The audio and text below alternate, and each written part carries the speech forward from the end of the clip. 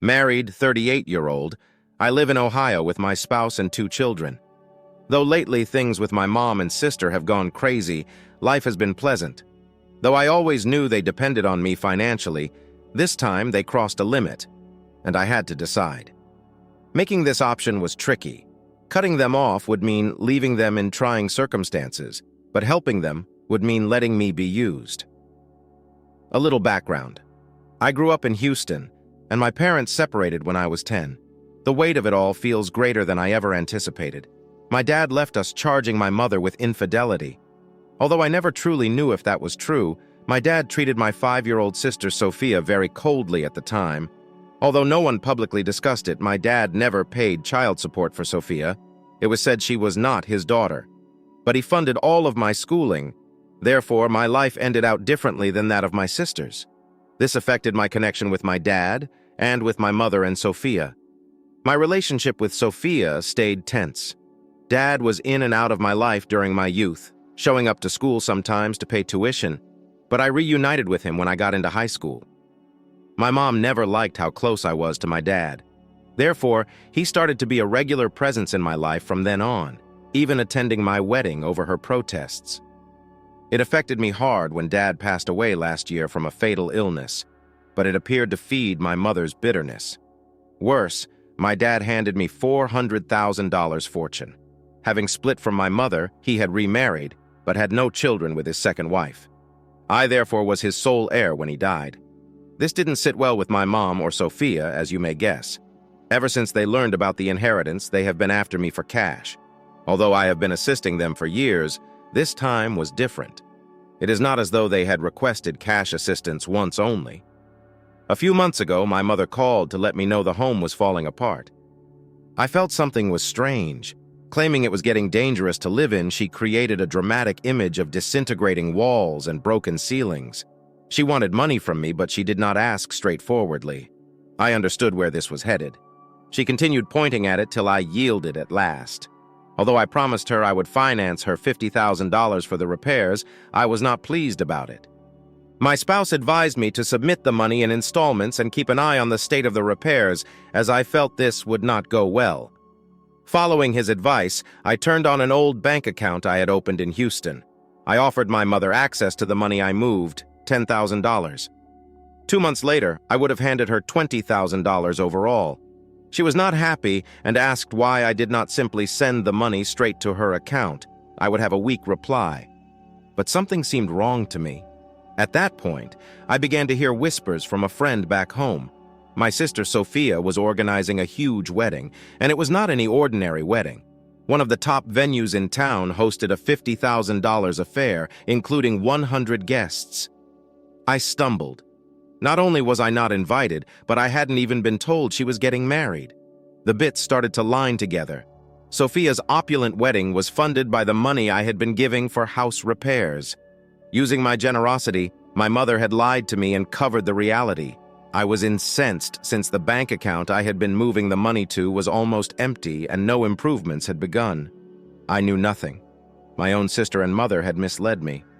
Though I knew it would not be worth it, I wanted to travel down to Houston and face them. Rather, I gave my aunt, the sister of my father, who lived close, a call. She verified what I had feared. The house had been rebuilt months earlier using funds I had given my mother for expected knee surgery. I felt deceived and insulted when my aunt also revealed that Sophia's engagement celebration had been a grand occasion hosted directly in front of our family house. While posing as suffering, they were funding their extravagant way of life via me. I ghosted them then, as all I could do. Though it was a difficult choice, I had to stand up for myself and stopped providing money, answered their calls, and cut off all contact. I wasn't going to let it continue. They had abused me for too long. I advised my husband not to interact with them either, and although at first he disagreed, he later backed my choice. Update 1. Mom's lies and the truth behind the wedding. As the days passed, I waited for the aftermath from cutting them off. It was about trust, not only about the money, and it arrived earlier than I anticipated. Realizing I was not returning her calls, my mother contacted my spouse. He replied despite my cautions not to participate. She began to cry, claiming I had ghosted them and that they needed the money to get the renovations underway. Not understanding the whole picture, my husband told her the truth, that I knew about Sophia's wedding, the falsehoods about the house repairs, and the money's abuse. The floodgates then erupted. My mother called and texted me often, apologizing and asserting it was just a misinterpretation. She claimed to have borrowed money to fix the house and was paying back that loan out of my money. I disagreed with a word of it, so I agreed to meet with her only if she shared the whole truth. Her admission next devastated me. Sophia wanted a big wedding, but they lacked the funds. So under the cover of house repairs, they chose to ask me for it. They knew I wouldn't be visiting Houston very soon, and I had no idea the property had been refurbished before. Sophia came up with it all, but my mother approved. The worst thing about it is I was heartbroken as she revealed the $20,000 I had given her for knee surgery had also gone toward the wedding. Though I knew my connection with them wasn't perfect, I never imagined they would lie to me like this. After the call, I sobbed for hours. It hurt more than I could have imagined. They extorted money using my love for them. Since my dad died, I had not experienced such intense betrayal. Now gone was the only person who ever really cared about me. Knowing my own family had been controlling me for their own benefit, I felt so alone. 2 days later, I got a message from my mother requesting the remaining money to help Sophia get married. Not sorrow or guilt, only another demand for more money. I blocked her number going forward. After I stopped Sophia and my mother, I felt a little release. Though cutting them off was difficult, it seemed like the proper thing to do. I knew that should I waver, they would continue to use me. They had lied to me, used me, and showed no guilt. Of course, the drama did not stop there. 1 week after I blocked them, Josh, my husband, shows up home looking concerned. My mother apparently phoned him once more, this time in full panic. She was weeping, claiming that without my sending the remaining money, the wedding could not proceed. She said they had no other choices, and that the remodeling was just halfway completed. Josh, the kind man he is, was empathetic when she tried to guilt trip him, stating Sophia's in-laws were worried and questioning the financial state of the wedding. He told me he didn't know why I wouldn't at least give them the remaining money to assist with Sophia's wedding. He considered it a family issue best left under resolution with a little compassion. By then, I had nearly lost it. I had already warned him once not to interact with them, but here he was, softening at my mom's crocodile tears. I had told him everything, how they had been lying to me for months, how they used the money meant for renovations for Sophia's over-the-top wedding, and how they neglected even to invite me to the wedding. Between his pity and my own hard will to cease supporting them, I felt caught. Trying to keep my voice steady, I had to spell it out for him once more gently but precisely. "Josh," I murmured. "For months, they have misled me, not even told to me they utilized the money I provided them for the home on Sophia's wedding. I'm furious because they disrespect me, not only about the money. To them, I am more of a piggy than a human. I cannot simply keep lavishing money upon them to undo an issue they generated. They never stop." He listened silently, and I could tell he was beginning to grasp, but he still felt conflicted. He said that I might get back in touch with them one more time and hear their arguments. But better by now, I knew. Conversations with them would just lead to more guilt, more manipulation, and more justification.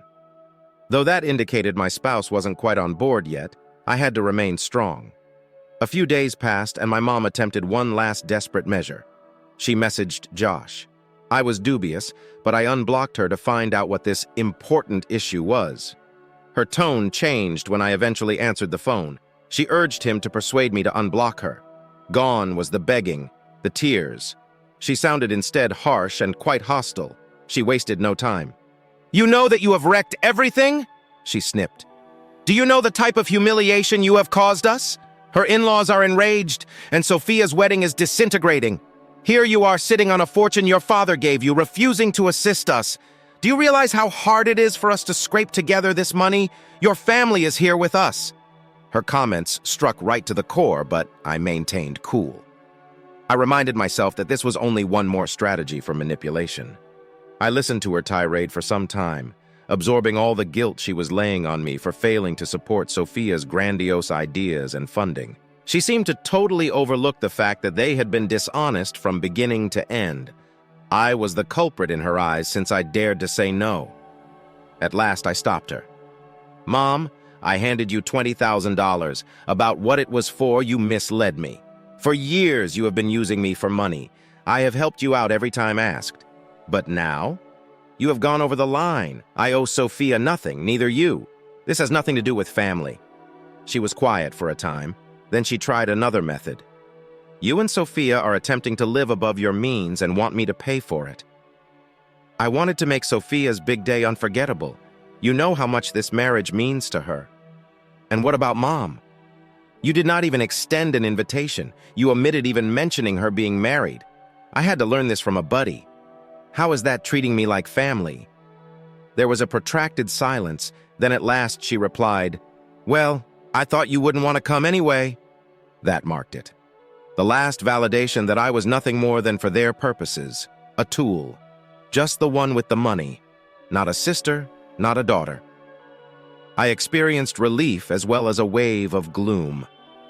I was done. "I'm sorry, Mom," my voice calm, "but I am not handing you another dollar. Neither your financial condition nor the wedding are under my purview. You have to work this out on your own." Before she could reply, I picked up the phone. Update 2, the fallout begins. After that call, things got rapidly out of hand. Sophia and my mother attempted every strategy to shame me into handing them more money, about how I was wrecking her perfect wedding, how all her preparations were falling apart, and how ashamed she felt in front of her future in-laws. Sophia even sent me a protracted theatrical email. Saying I was the only one who could save her big day, she begged me to change of mind. But I insisted. I was not going to be influenced anymore. I had already been more giving than I ought to have. The money was for house renovations, not for a wedding I wasn't invited to. As the wedding day drew near, I continued hearing fragments from my aunt and friends back in Houston. According to my aunt, Sophia and my mother struggled, but were trying to organize everything. The site was still reserved, but they had to cut back on food, decor, and other extras. From what I heard, Sophia wasn't thrilled with her grand wedding.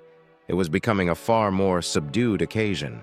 Then, just a few days before the wedding, my acquaintance from the event planning firm contacted. She was explosive. My mother and Sophia supposedly agreed to pay the wedding planner an extra $10,000, but they never paid the money. To his credit, he consented to go forward with the wedding, even though his friend's husband, who was arranging the event, was ready to drop out completely. Saying they would pay him after the event, he persuaded him to go forward. The wedding day was a catastrophe. The guests grumbled over late lunch and inadequate decorations. Sophia's in-laws were clearly agitated, and my mother was about to lose it. Worse still, according to my buddy, Sophia blamed the planner for everything. After learning all of this, I had a weird combination of feelings. The planner, who had been more than kind, was enraged, but he didn't want to completely spoil the wedding day, so he kept silent. Though a greater portion of me was relieved, part of me felt guilty for Sophia. Now they were paying for their own disaster they had produced. I did not sour the wedding. They did. After the wedding catastrophe, the calls and texts from my mother and Sophia got increasingly frantic. They had decided to lie and manipulate rather than be honest with me now. As best I could, I was still filtering them. However, Josh, my husband, lacked constantly the same will. Mom had contacted him once again, sobbing about how everything had collapsed. Josh remarked, "They're desperate." The wedding was a total disaster, and she wanted me to step in and help restore things even after the fact. They claimed to have embarrassed the whole family.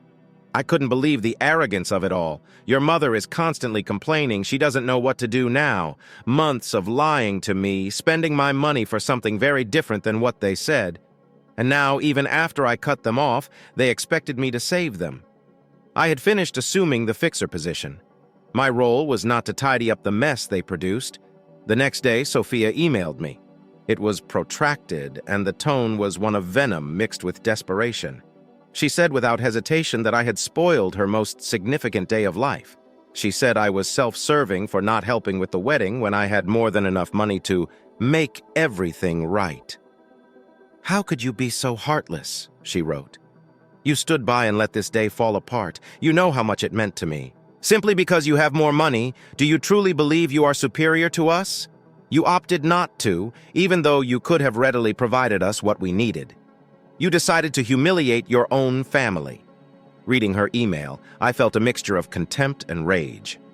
Sophia apologized for lying to me. She did not feel guilty about funding her wedding with the money I had aside for house maintenance. She hardly mentioned that I wasn't invited in the first place. I took a long breath and told myself that I couldn't alter who they were, but I could control my own behavior. She doubled down, accusing me of everything and calling me heartless since I didn't rescue her from her own terrible judgments. I was not going to let their deception control me. I wasn't going to reply to Sophia's email or interact with her drama, but naturally things didn't stop. About a week later, I got a message from my mom. This one stood out from the typical guilt or plea trips. She sounded angry. "You have destroyed this family," she added. "Do you realize how embarrassed we are right now? Everyone is talking about Sophia's horrible wedding. Do you truly believe you could cut us off based alone on our financial situation? Surely you are far more superior than we are." Her comments are strong, but I did not experience the shame she was attempting to arouse. Rather, I became free. For so long, I had been their financial crutch. They had lost awareness of what it was to own their own acts. Now they were enraged since I wasn't correcting their errors. The last bit of the message was the ultimate blow. "You are not my daughter anymore," she said. "You are free to ignore us. We are done with you." Hearing her speak those words should have stung, but it did not. In one sense, it confirmed my choice. I was not going to be part of a family that considered me only as a money account, a resource to be used as needed. Update: the fallout continues. Things were calm for a little. I had given them more opportunities than they deserved. I advised Josh not to answer their calls going forward, as I had barred my mom and Sophia from all of my channels of contact. I reasoned that perhaps, just perhaps, they would at last leave me alone. That was not the case, though. A few weeks following the wedding, I heard from my aunt who lived a few blocks from my mother. She was always more sensible, someone I could chat with without feeling under pressure or controlled. Though she had mostly remained out of the drama, my aunt understood what was going on and wanted to check in on me. "You know, they're not doing well," she added warily. "Your mother and Sophia, I wasn't shocked since the wedding was a fiasco and they are currently in financial crisis. On that wedding, they had most likely spent every cent they had as well as a lot of what they hadn't." My aunt then went on to say that there had been some stressful events during the reception, and Sophia's in-laws had been enraged over the poor arrangements.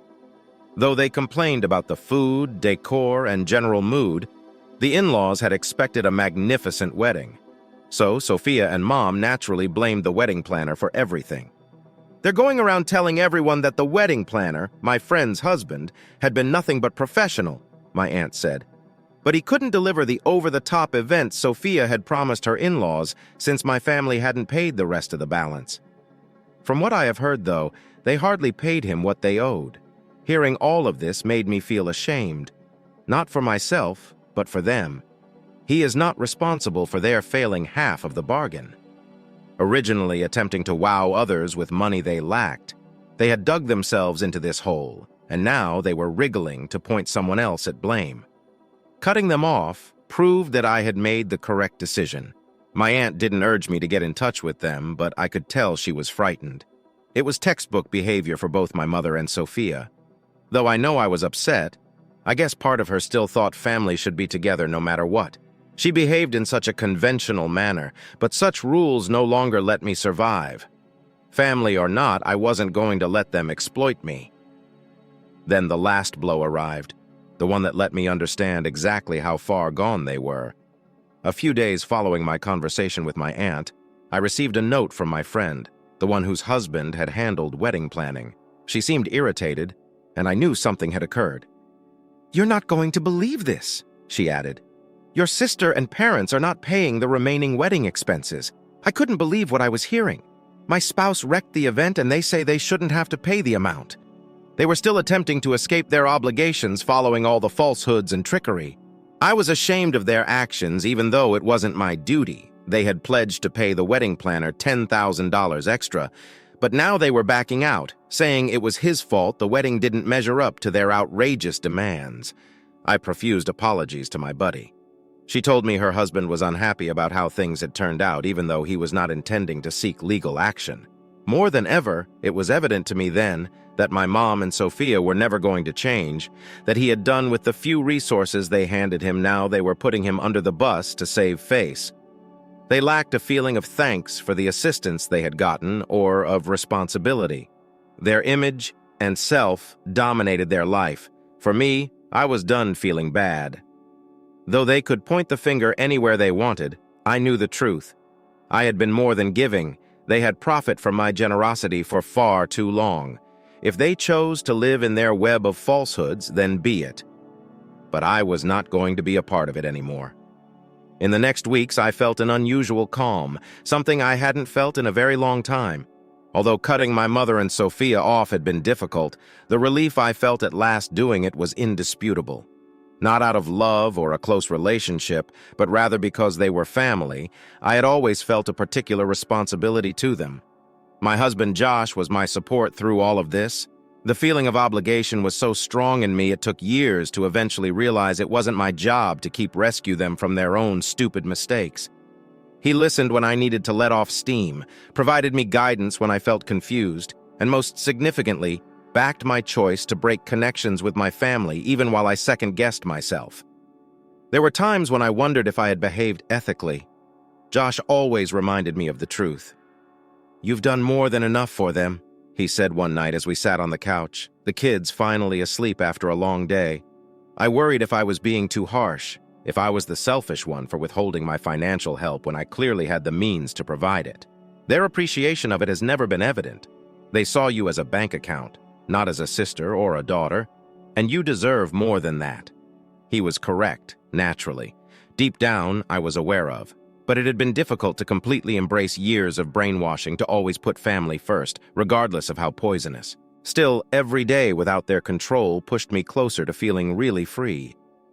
A few weeks later, my aunt from Houston, the one who had always been kind of a neutral party in all of this, paid her visit. Knowing how things had gone, she seemed a little sad for me. She had always been more sympathetic than the rest of my family. She remained with us for a weekend. It was good to have someone from my background who didn't bring along the drama and tension often following Mom and Sophia. We discussed everything that had happened, the wedding, the lies, the repercussions. "I don't blame you," she remarked one day as we sat in the garden drinking iced tea.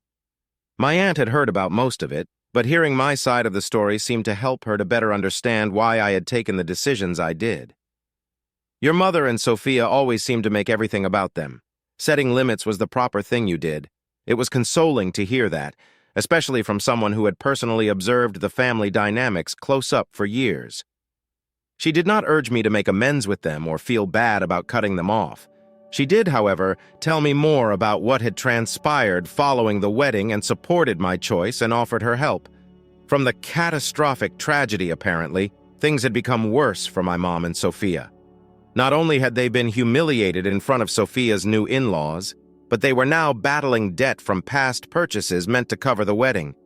"They're in a bit of a mess," my aunt replied gently, as if she wanted to avoid upsetting me by saying too much.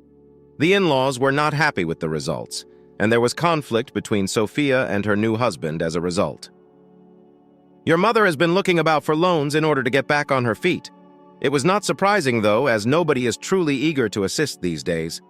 Burning bridges left and right, it seemed certain they would find themselves in this state after everything they had done. Though portion of me felt sad for them, especially my mother, who, in spite of all, was still my mother, I realized that rescuing them would not be able to fix anything. One night, soon after my aunt's visit, I got one more message from my mother. It would just bring me back into the same poisonous loop I had tried so hard to avoid. In weeks, I hadn't heard from her personally, and I had thought that perhaps at last they would have realized I was done providing their safety net. When the message arrived, though, I realized that wasn't the case. "I don't know how you can live with yourself," the message said. "You have dropped your family behind you. You are the reason we are struggling. Your fault is Sophia's marriage is on rocks. None of this would have occurred had you not been so self-centered. You destroyed everything. It was typical manipulation.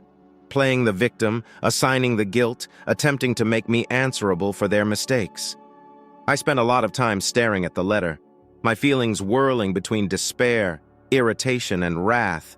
A message like that would have caused me to fall into shame and doubt every action I took at one point.